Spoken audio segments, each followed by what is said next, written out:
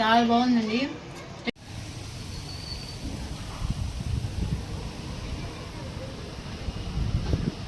Hello అండి, welcome to my channel.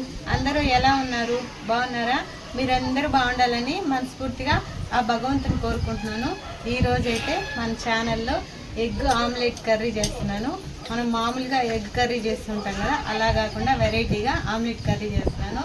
అది ఏమేమి పదార్థాలు కూడా చూసేద్దారండి. కావాల్సిన పదార్థాలు 3 ఆనియన్స్, గరం మసాలా, 4 ఎగ్స్, ధనియాల పొడి, అల్లం వెల్లుల్లి పేస్టు, మిరియాల పొడి, సాల్ట్, కారం, పసుపు, కొత్తిమీర, కరివేపాకు. ముందుగా అయితే ఆనియన్స్ని సన్నగా కట్ చేసేసుకుందాం. మనం ఆమ్లెట్ కట్ చేసుకుంటాం కదా అలాగా. కొత్తిమీర, కరివేపాకు, మన ఆనియన్స్ అయితే సన్నగా కట్ చేసేసుకున్నాం. ఇప్పుడు ముందుగా కలుపుకుందాం. ఒక గిన్నె తీసుకొని ఈ బౌల్లోకి కొన్ని ఆనియన్స్ వేసుకుందాం. కొంచెం పసుపు, మిరియాల పొడి, కొంచెం చికెన్ మసాలా, కొంచెం కారం, కొంచెం సాల్ట్, కొత్తిమీర, కరివేపాకు ఇవన్నీ వేసి మొత్తం ఒకసారి కలిపేద్దాం. అన్నీ కలిసేలా మొత్తం మిక్స్ చేసేద్దాం. 4 గుడ్లు తీసుకున్నాం కదా, మిక్స్ చేసిన దాంట్లో కొట్టేద్దాం. ఆ కోడిగుడ్లు మనం ముందుగా కలిపేసుకున్నాం మసాలా మొత్తం కలిపేద్దాం ఒకసారి.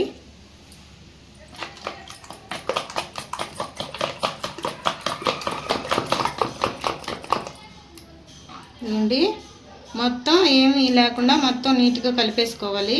దీన్ని ఇప్పుడు పక్కన పెట్టేద్దాం. ఇప్పుడు స్టవ్ ఆన్ చేసి ఒక 3 స్పూన్లు ఆయిల్ వేసుకున్నాను. మనం కొన్ని ఆనియన్స్ దాంట్లో కలుపుకున్నాం కదా, కొన్ని ఆనియన్స్ ఆయిల్లో వేసేస్తున్నాను. ఆనియన్స్ని దూరగా వేగించుకున్నాం మాడిపోకుండా. కొంచెం పసుపు, కొంచెం సాల్ట్, కొంచెం కారం, అల్లం వెల్లుల్లి పేస్టు, కొంచెం ధనియాల పొడి, కొంచెం చికెన్ మసాలా ఇదంతా కలిపేద్దాం. ఇప్పుడు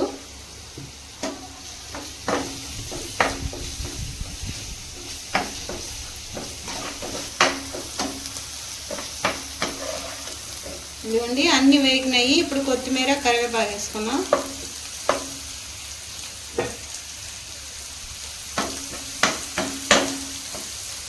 దీన్ని పానికంతా స్ప్రెడ్ చేసేద్దాం. ఇలాగా అంతా ఆనియన్స్ అవన్నీ గ్యాప్ లేకుండా.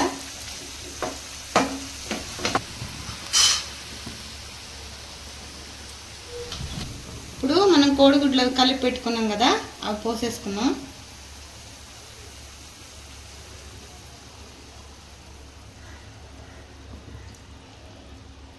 దీన్ని ఏం కదిలీకుండా అలాగే ఆవిరి ఉడికించుకుందాం మూత పెట్టి.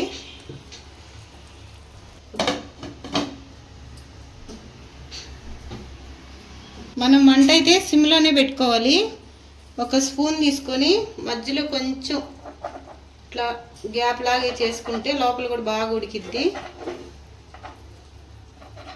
ఎక్కువ మంట మీద ఉడికించుకోకూడదు. ఇప్పుడైతే మూత తీసి తిప్పుకుందాం.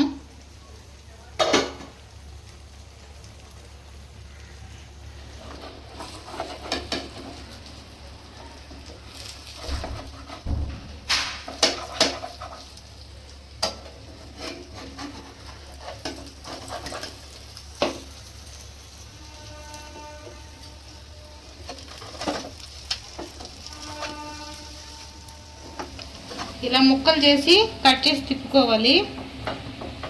అప్పుడే మన ఆమ్లెట్ కర్రీ బాగా ఉడికిద్ది.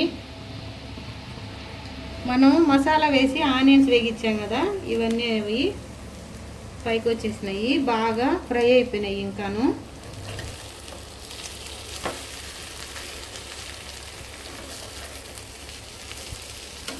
అటువైపు ఇటువైపు మంట సిమ్లో పెట్టి తిప్పుకోవాలి.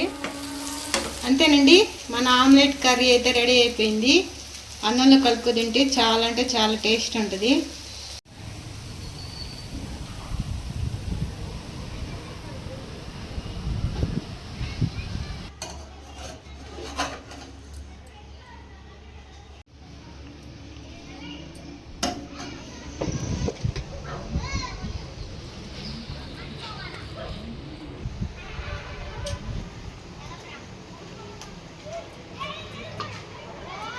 చాలా బాగుందండి.